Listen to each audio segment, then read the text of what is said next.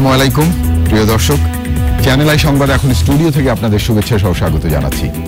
আর সংবাদের পুরোটা জুড়েই আপনাদের সঙ্গে থাকবো আমি সাইদুর রহমান। আশা করছি আপনারা আমাদের সঙ্গে থাকবেন। এখন সবার আগে শুনুন যথারীতি ফ্রেশ সোলাপ সংবাদ শিরোনাম। লতাপাতা, ছোট গাছ ও টিনের ঘরের দাম ৯৯ কোটি টাকা। সরকারি মাধ্যমিক বিদ্যালয় নির্মাণ প্রকল্পে দুর্নীতির প্রমাণ। রোহিঙ্গা সংকট মোকাবেলায় মিয়ানমারের সঙ্গে দ্বিপাক্ষিক কূটনীতির তাগিদ বিশ্লেষকদের। ভারত ও চীনের ইতিবাচক উদ্যোগে আশাবাদী তারা। বঙ্গোপসাগরে সৃষ্ট নিম্নচাপে সমুদ্র বন্দরে ৩ নম্বর সতর্ক সংকেত। শনিবার দুপুর পর্যন্ত দেশ জুড়ে বৃষ্টিপাতের আশঙ্কা। সিনা হত্যা মামলার ইতিবাচক অগ্রগতির দাবি। র্যাবের ডিজির শিগগিরই চার্জশিট দাখিল। এবং মহামারী মোকাবেলা ও বাইডেন পুত্রকে নিয়ে দুই প্রার্থীর তুমুল বাকবিতণ্ডা। মার্কিন নির্বাচনের শেষ বিতর্ক।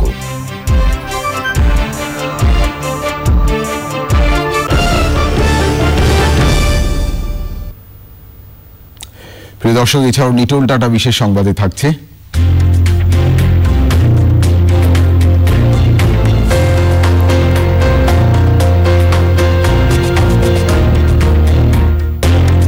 সত্যেন সেন শিল্পী গোষ্ঠীর শরৎ উৎসবের খবর।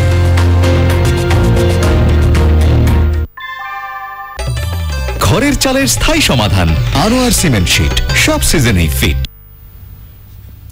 ধন্যবাদ প্রিয় দর্শক আমাদের সাথে যোগ দেওয়ার জন্য। এতক্ষণ সংবাদ শিরোনাম শুনলেন, চলুন যাওয়া যাক পুরো খবরে।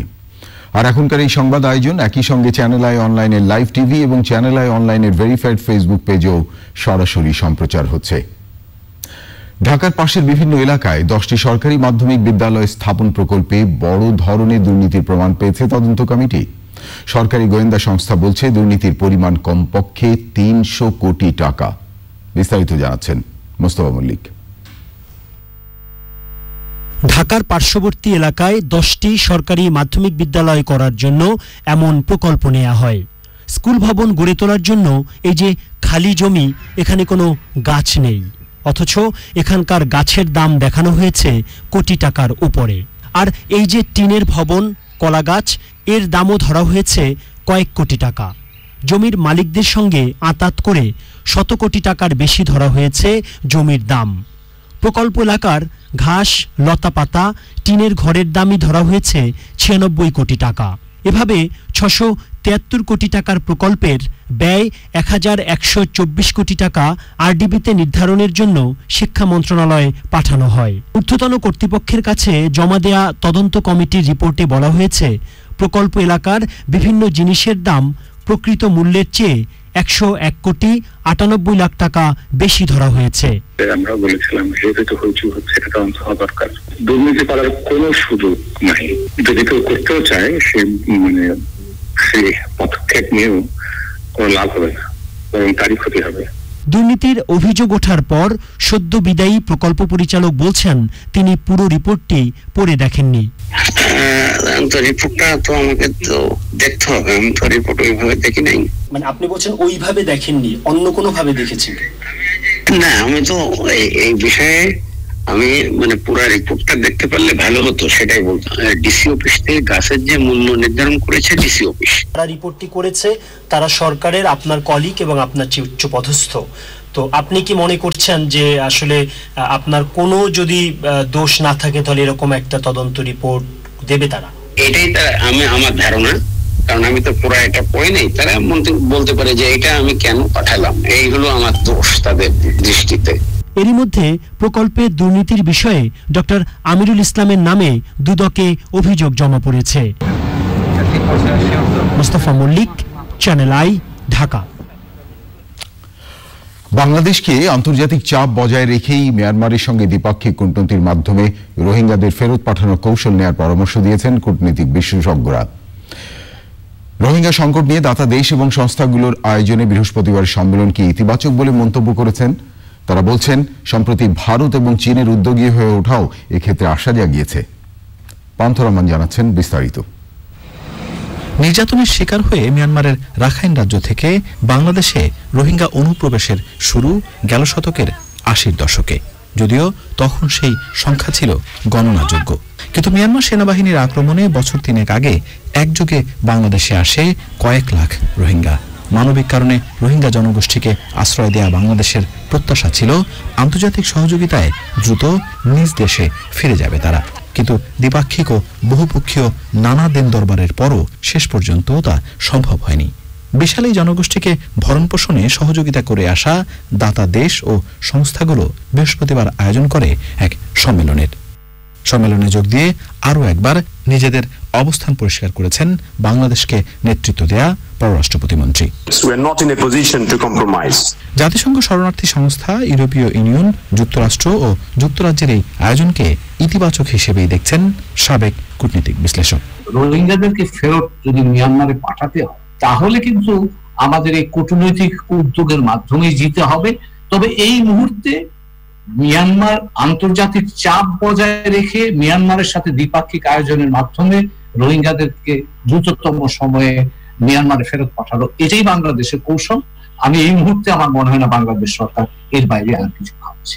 রোহিঙ্গা প্রত্যাবাসনে চীনের আলোচনার উদ্যোগ বাংলাদেশের জন্য সুযোগ সৃষ্টি করবে বলে মনে করছেন এই বিশ্লেষক। একদিকে যেমন চীনের উদ্যোগটা দেখছি এখন ত্রিপক্ষীয় ভাবে, ঠিক একইভাবে এখন কিন্তু মার্কিন যুক্তরাষ্ট্রের মাধ্যমে ইন্দো প্যাসিফিক অথবা কোয়াড যেটাকে আমরা বলছি, এই প্রক্রিয়াটাও উদ্যোগী হওয়ার জন্য একটা ইঙ্গিত আমাদের কাছে আমরা দেখতে পাচ্ছি। রোহিঙ্গাদের ফেরত পাঠাতে রাখাইনের পরিস্থিতি উন্নয়নে কূটনীতি চালিয়ে যাওয়ার উপর জোর দেন সাবেক এই কূটনীতিক। পান্থুর রহমান, চ্যানেল আই, ঢাকা। বঙ্গোপসাগরে গভীর নিম্নচাপটি এখন নিম্নচাপে পরিণত হয়ে উপকূলীয় এলাকা অতিক্রম করেছে। এটি বৃষ্টি ঝরিয়ে আরো দুর্বল হয়ে পড়বে বলে জানিয়েছে আবহাওয়া অধিদপ্তর। আগামীকাল দুপুর থেকে সারা দেশে আবহাওয়া বৃষ্টিমুক্ত এবং স্বাভাবিক থাকার সম্ভাবনা কথা জানিয়েছেন তারা।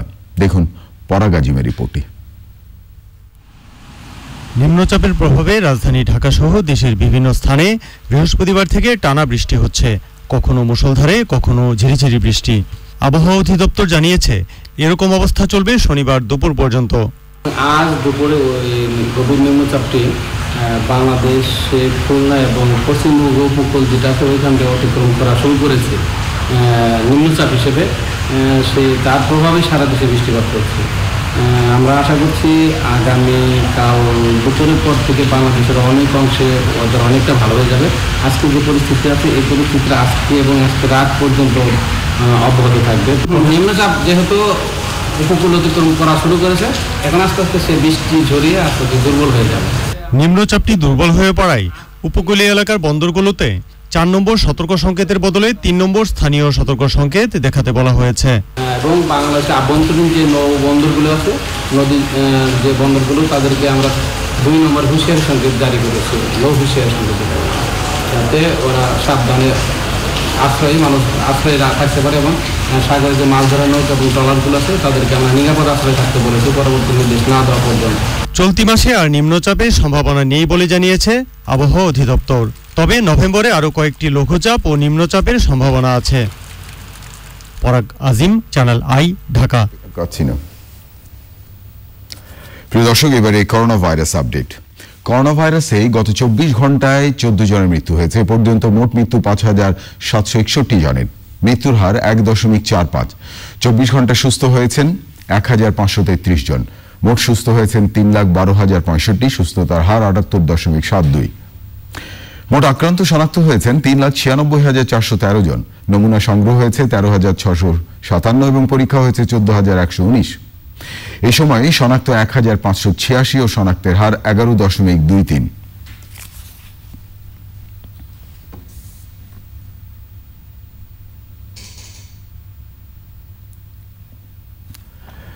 কক্সবাজারে মেইন ইন ড্রাইভ রোডে অবসরে যাওয়া সেনা কর্মকর্তা সিনা হত্যা মামলার চার্জশিট খুব শীঘ্রই দেয়া হবে বলে জানিয়েছে তদন্তকারী এলিট ফোর্স র্যাবের মহাপরিচালক চৌধুরী আব্দুল্লাহ আল মামুন। রাজধানী রমনা কালী মন্দিরে দুর্গাপূজা নিরাপত্তা ব্যবস্থা দেখতে এসে র্যাব প্রধান একথা বলেন। তদন্তের অগ্রগতি আছে, ইতিবাচক অগ্রগতি আছে। আমরা হয়তোবা শিগগিরই এটা নিষ্পত্তি করতে পারবো। তদন্তের স্বার্থে এই মুহূর্তে বলাটা সমীচীন হবে। চৌধুরী আব্দুল্লাহ আল মামুন র্যাব মহাপরিচালক কথা বলছিলেন। এবার এই মার্কিন নির্বাচন 2020।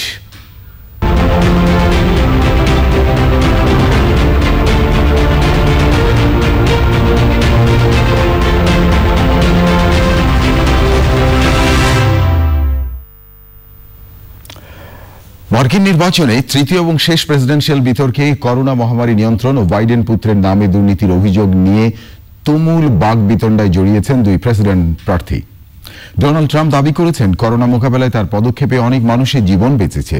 বাইডেন অভিযোগ করেছেন ট্রাম্প মহামারী মোকাবেলার ব্যর্থতার দায় নিতে চাইছেন না। বাকিটা দেখুন ইলিয়াস কমলের রিপোর্টে। যুক্তরাষ্ট্রের ন্যাশভিলের বেলমন্ট ইউনিভার্সিটিতে তৃতীয় ও শেষ বিতর্কে মুখোমুখি হন তারা। তবে প্রথম বিতর্কের চেয়ে এবারের বিতর্ক বেশ ঠান্ডাই ছিল। বিতর্ক শুরুর আগে দুই প্রার্থীর কোভিড-19 পরীক্ষা করা হলে ফল নেগেটিভ আসে। 90 মিনিটের বিতর্কে মোট 6টি ইস্যুতে প্রত্যেক বক্তাকে প্রশ্নের উত্তর দেওয়ার জন্য 2 মিনিট করে সময় দেওয়া হয়। স্থানীয় সময় বৃহস্পতিবার সন্ধ্যা 7টায় দুই প্রার্থীর বিতর্ক শুরু হয়। শুরুতেই দুই প্রার্থীকে প্রশ্ন করা হয় করোনা মহামারী নিয়ে। বাইডেন অভিযোগ করেন মহামারী মোকাবেলায় ট্রাম্পের সুনির্দিষ্ট পরিকল্পনা নেই। ট্রাম্প উদাসীন না হলে 1 লাখ মানুষ বেঁচে যেত। You folks home who have an empty chair at the kitchen table this morning, that man or wife going to bed tonight and reaching over to try to touch their, out of habit, where their wife or husband was, is gone. Learning to live with it. Come on. We're dying with it because he's never said, he said it's dangerous. Trump বলেন করোনার সাথে নিয়েই বাঁচতে শিখেছে মার্কিনীরা। আগামী কয়েক সপ্তাহেই বাজারে ভ্যাকসিন ছাড়ার প্রস্তুতি নেওয়া হচ্ছে। জো বাইডেনের ছেলে হান্টারের ল্যাপটপের রেকর্ড তার কাছে আছে বলে জানিয়ে ট্রাম্প বলেন হান্টার ইউক্রেন এবং চীনের সঙ্গে অবৈধ ব্যবসা করছে। বাইডেনও সেই অর্থের ভাগ পাচ্ছেন। Russia, Ukraine, China, other countries, Iraq, if this is true, then he's a corrupt politician. So don't give me the stuff about how you're this innocent baby. Joe, they're calling you a corrupt politician. এরপর দুই প্রার্থীকে জাতীয় নিরাপত্তা ইস্যুতে প্রশ্ন করা হয়। নির্বাচনে বিদেশি হস্তক্ষেপের বিষয়েও প্রশ্ন করা হয় দুই প্রার্থীকে। সে সময় ভুতুড়ে ইমেল নিয়ে বাইডেনকে কটাক্ষ করেন ট্রাম্প। বিতর্কে বিচারপতি নিয়োগ ও ট্রাম্পের ট্যাক্স নিয়েও আলোচনা হয়। বিশৃঙ্খলা এড়াতে এবার মিউট বাটন অপশন ছিল।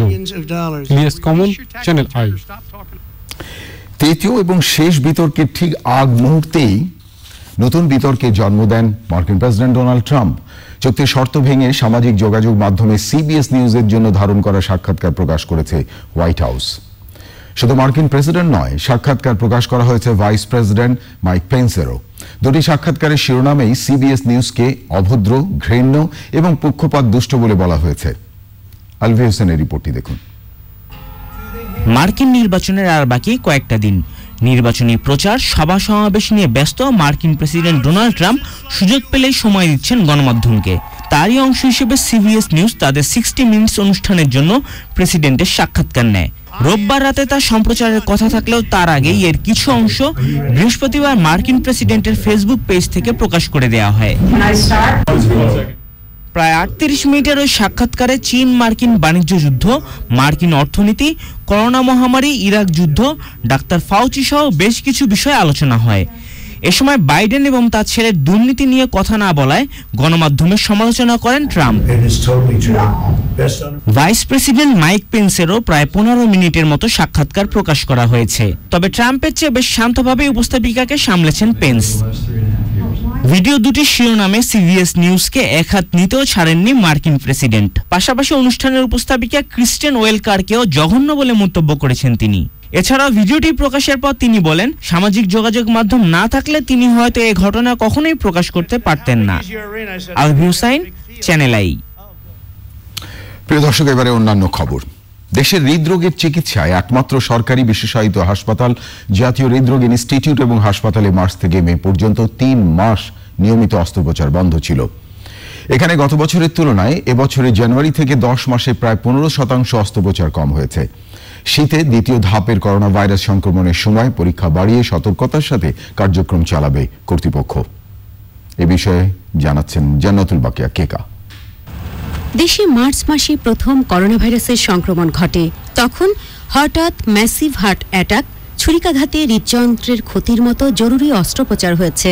ভ্যাসকুলার সার্জারির আওতায় হাত বা পায়ে রক্তনালী কেটে যাওয়া বা ক্ষতিগ্রস্ত হওয়ার কারণে হৃদযন্ত্রের জরুরি অস্ত্রোপচারও চালু ছিল। তবে চলতি বছরের মার্চ থেকে মে এই 3 মাস হৃদরোগজনিত রুটিন অস্ত্রোপচার বন্ধ ছিল। জুন মাসে আবার শুরু হয়েছে। 22 অক্টোবর পর্যন্ত হয়েছে 349টি ওপেন হার্ট সার্জারি। 2019 সালে ওই সময় হয়েছিল 470টি। ইমার্জেন্সি কার্ডিয়াকই হয়েছে 26 জন। এতে করতে গিয়ে কিন্তু আমাদের বেশ কিছু চিকিৎসক সিস্টার স্টাফ আক্রান্ত হয়েছে। তারপর কিন্তু আমাদের ইমার্জেন্সি সেবা বন্ধ ছিল না। কিন্তু আমরা রুটিন সেবা বন্ধ রেখেছি হলো যে এই করোনাকালীন সময়ে যদি আমরা ওপেন হার্ট সার্জারি করি তাহলে মৃত্যুর হার যেখানে নাকি অপারেশনের স্বাভাবিক অবস্থা 5%, সেটা আপ টু 70%, মানে 70% ভাগ মৃত্যুর ঝুঁকি। এই জন্য আমরা যে সমস্ত রোগীর অপেক্ষা করা যায় তাদের অপেক্ষা করার জন্য আমরা দেরি করেছি।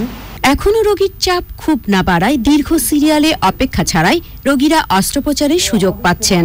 এর কারণের কথাও জানিয়েছেন কর্তৃপক্ষ। কোভিডের কারণে কিছুটা অর্থনৈতিক কারণে হোক বা ভয়ে হোক, যোগাযোগ ব্যবস্থার কারণে হোক, ব্লাড ডোনার হোক, একটা ওপেন হার্ট সার্জারি করতে হলে 8 জন ব্লাড ডোনার লাগে। আমাদের ব্লাড ডোনেট করে স্টুডেন্টরা, ভার্সিটি বন্ধ, স্টুডেন্ট নাই, ডোনার নাই, যার জন্য রোগীপত্র আসছেও কম। আমাদের কার্ডিওলজি সাইডে কিন্তু চাপ যথেষ্ট আছে। হার্ট অ্যাটাকের রোগীর চাপ কম না, সেখানে রিং পরানের এনজিওগ্রামের ওখানে চাপ যথেষ্টই আছে, কিন্তু সার্জারি সাইডে চাপ এখনো কম আছে গতবারের তুলনায়। উন্নত বিশ্বের দৃষ্টান্ত তুলে ধরে চিকিৎসকরা বলছেন, করোনাকালে হৃদরোগজনিত অস্ত্রোপচারে মৃত্যু ঝুঁকি 70% পর্যন্ত বেশি। করোনা ভাইরাসের দ্বিতীয় সংক্রমণের ঝুঁকি থাকা পর্যন্ত কোভিড-19 পরীক্ষার সুযোগ বাড়িয়ে অস্ত্রোপচারের ব্যবস্থা করা হবে বলে জানিয়েছেন কর্তৃপক্ষ। জান্নাতুল বাকিয়া কেকা, চ্যানেল আই, ঢাকা। আমার হাতে আরো খবর আছে প্রিয় দর্শক, দেখতে থাকুন চ্যানেল আই সংবাদ। এবারে অশোক লেল্যান্ড ইফাদ অটোস বিরতি, আর বিরতির পর যা দেখতে পাবেন। করোনা ভাইরাসের দ্বিতীয় আঘাতে বিপর্যস্ত হওয়ার পথে পুরো ইউরোপ, একদিনে 10 দেশে রেকর্ড সংক্রমণ। বিরতির পর ফিরে এলাম। ধন্যবাদ প্রিয় দর্শক, আবারও চ্যানেল আই সংবাদে যোগ দেওয়ার জন্য। প্রয়াত কবি শামসুর রহমানের 92তম জন্মদিন উপলক্ষে জাতীয় জাদুঘরের সোফিয়া কামাল অডিটোরিয়ামে সেমিনার আয়োজন করা হয়। সেমিনারে বক্তৃতা করেন সংস্কৃতি প্রতিমন্ত্রী KM খালিদ, ঢাকা বিশ্ববিদ্যালয়ের সাবেক উপাচার্য মস আরিফিন সিদ্দিক, কথাসাহিত্যিক সেলিনা হোসেন এবং অন্যরা। বক্তারা বাংলা কবিতায় কবির কালজয়ী সৃষ্টির কথা স্মরণ করেন।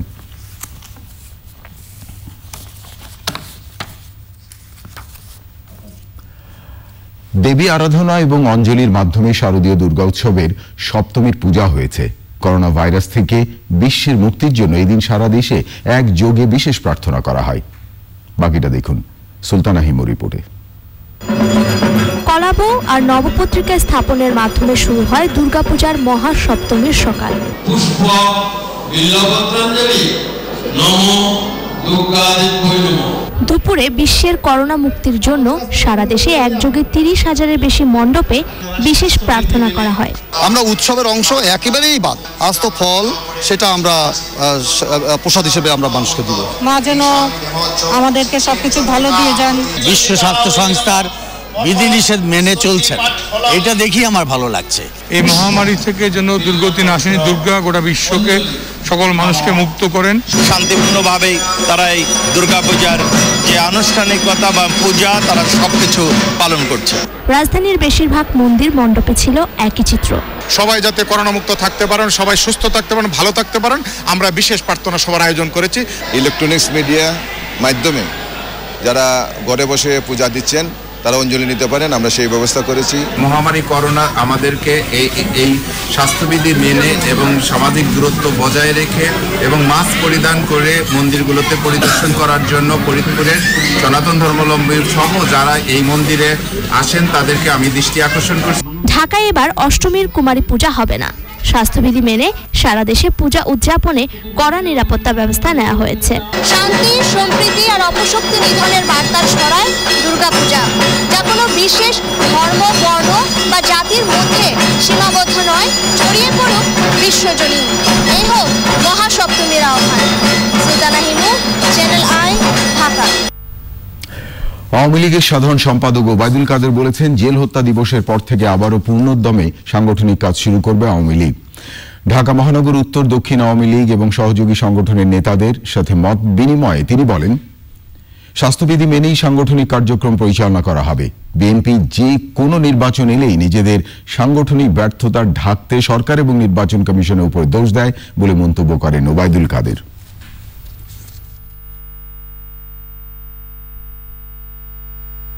দেশরত্ন শেখ হাসিনার সঙ্গেও আলাপ করেছি।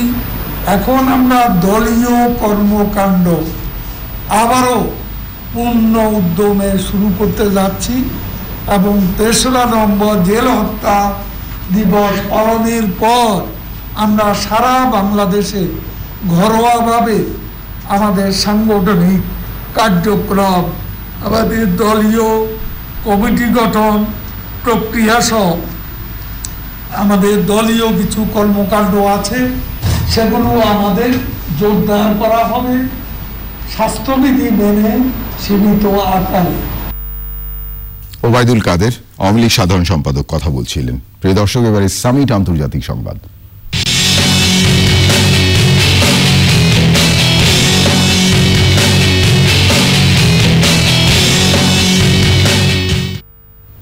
করোনা ভাইরাসের দ্বিতীয় আঘাতে বিপর্যস্ত হওয়ার পথে ইউরোপ। প্রতিদিনই আক্রান্ত হচ্ছেন রেকর্ড সংখ্যক মানুষ। সংক্রমণ ঠেকাতে তাই ইউরোপের বিভিন্ন দেশে কারফিউ জারি করা হচ্ছে, নিষেধাজ্ঞা দেয়া হচ্ছে ভ্রমণে। আলভি হোসেনের report. France, Italy, Spain, Denmark, Netherland, Austria, Croatia, Slovenia এবং বসনিয়ায় একদিনে রেকর্ড সংখ্যক মানুষ করোনায় আক্রান্ত হয়েছে। করোনা মহামারীর প্রথম ধাপ সামলে জার্মানি বিশ্বের কাছে মডেল হয়ে উঠলেও দ্বিতীয় ঢেউ সামলাতে পারবে কিনা তা নিয়ে প্রশ্ন দেখা দিয়েছে। দেশটিতে রেকর্ড সংক্রমণের মধ্যে খোদ স্বাস্থ্যমন্ত্রী ইয়েন্স স্পান করোনায় আক্রান্ত হয়েছেন। এমন অবস্থায় সংক্রমণ ঠেকাতে বিধিনিষেধের পাশাপাশি ইউরোপের বিভিন্ন দেশ ভ্রমণে সতর্কতা জারি করেছে বার্লিন।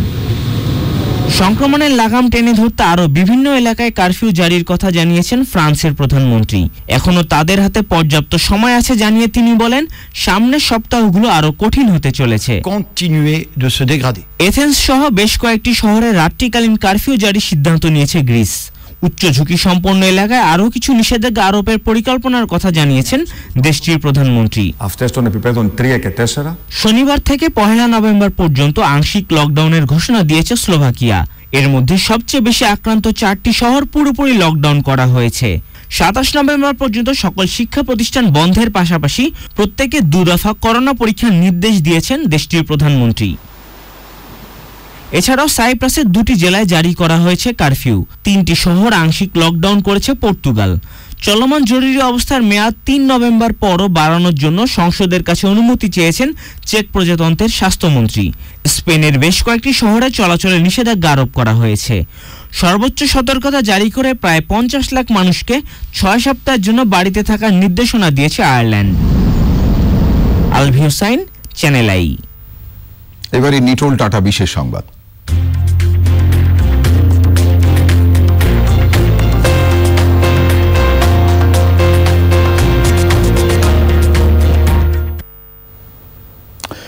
শরৎ উৎসব উপলক্ষে আলোচনা সভা ও সাংস্কৃতিক অনুষ্ঠান করেছে সত্যেন সেন শিল্পী গোষ্ঠী। শিল্পকলা একাডেমি সঙ্গীত, নৃত্য, আবৃত্তি মিলনায়তনে আয়োজিত এই অনুষ্ঠানে বক্তৃতা করেন সংস্কৃতি প্রতিমন্ত্রী KM খালিদ। সম্মিলিত সাংস্কৃতিক জোটের সভাপতি গোলাম কুদ্দুস এবং অন্যরা। দলীয় সঙ্গীত পরিবেশন করেন ঋষিজ শিল্পী গোষ্ঠী, বন্যী শিখা, সমস্বর, স্বভূমি লেখক শিল্প কেন্দ্র এবং সত্যেন সেন শিল্পী গোষ্ঠী। প্রিয় দর্শক, এবারে কৃষি সংবাদ।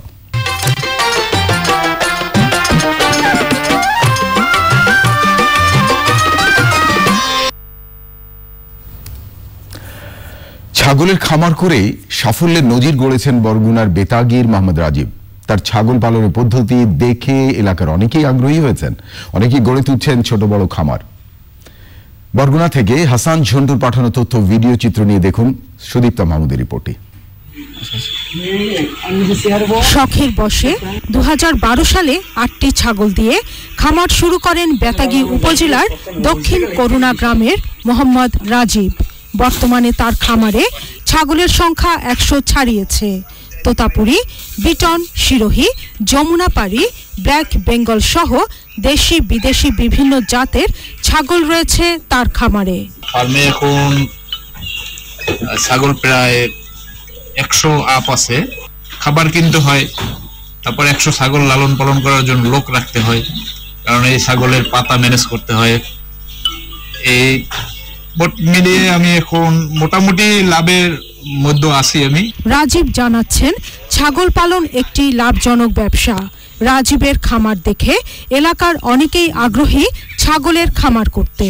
এখানে কর্মসংস্থানও হয়েছে অনেকের। দোয়াফেলা নামাজ খাওয়ান যায় যদি সবকিছু আমি দিই।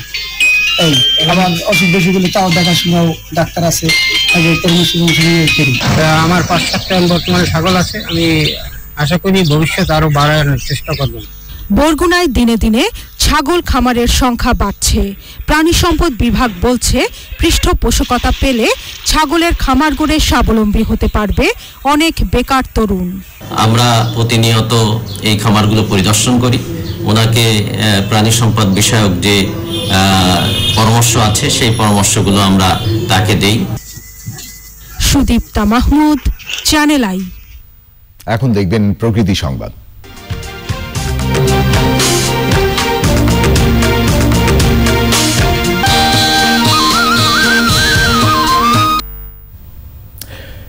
দেরিতে হলেও শরতের শুভ্রতায় সেজেছে দেশের উত্তরাঞ্চলীয় জেলা কুড়িগ্রাম এবং ঠাকুরগাঁও। নদ নদী অববাহিকা ও চরাঞ্চলে বাতাসে তুলার মতো উঠছে কাশফুলের পাপড়ি। ঠাকুরগাঁও প্রতিনিধি এটিএম শামসুদ্দৌলার তথ্য ভিডিও চিত্র নিয়ে কুড়িগ্রাম থেকে শ্যামল ভৌমিকের রিপোর্ট।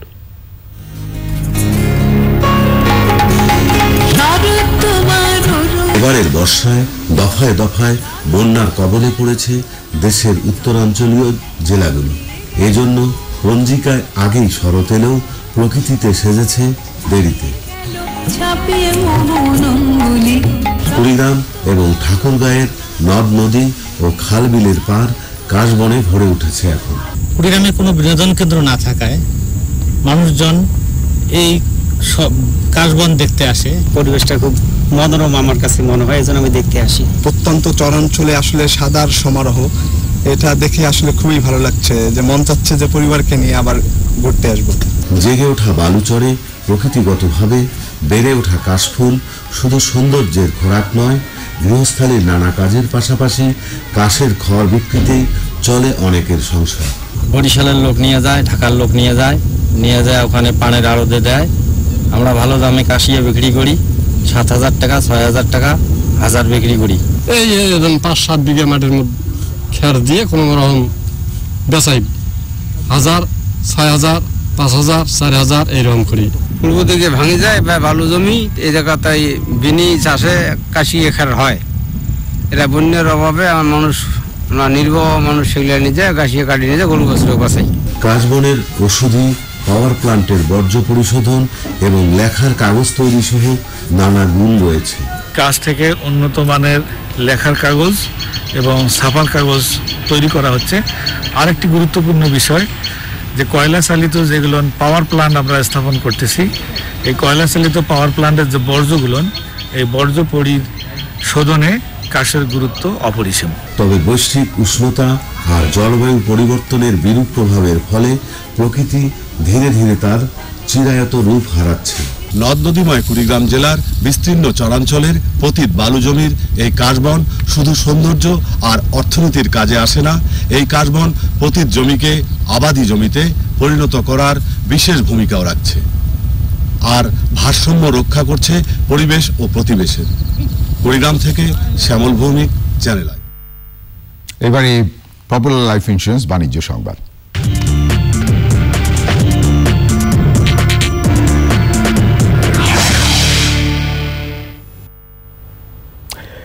যুক্তরাজ্য এবং ইউরোপীয় ইউনিয়নের মধ্যে ব্রেক্সিট পরবর্তী বাণিজ্য আলোচনা সংক্রান্ত আলোচনা আবার শুরু হচ্ছে। এর আগে ইউএর প্রতি ক্ষোভ প্রকাশ করে ব্রিটিশ প্রধানমন্ত্রী বরিস জনসন ব্রেক্সিট পরবর্তী বাণিজ্য চুক্তি সংক্রান্ত আলোচনা বন্ধ রেখেছিলেন।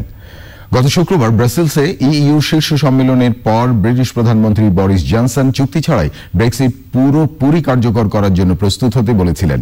এজন্য ইইউর মনোভাবকে দায়ী করে তিনি আলোচনা বন্ধ রেখেছিলেন। বুধবার আবার মত বদল করেছে জনসনের সরকার, ফলে আজ থেকে দুপক্ষের মধ্যে আনুষ্ঠানিক সংলাপ শুরু হয়েছে। প্রিয় দর্শক, থাকুন চ্যানেলের সঙ্গে, ফিরছি একটু পরে আরো খবর নিয়ে। আবারও অশোক লেইলা নিফাত অটোস বিরতি, আর বিরতির পর যা দেখতে পাবেন। নভেম্বরে ঢাকায় নেপালের বিপক্ষে প্রীতি ফুটবল ম্যাচের প্রস্তুতি, শনিবার শুরু বাংলাদেশ দলে। নেপালকে হারানোই লাল সবুজের লক্ষ্য।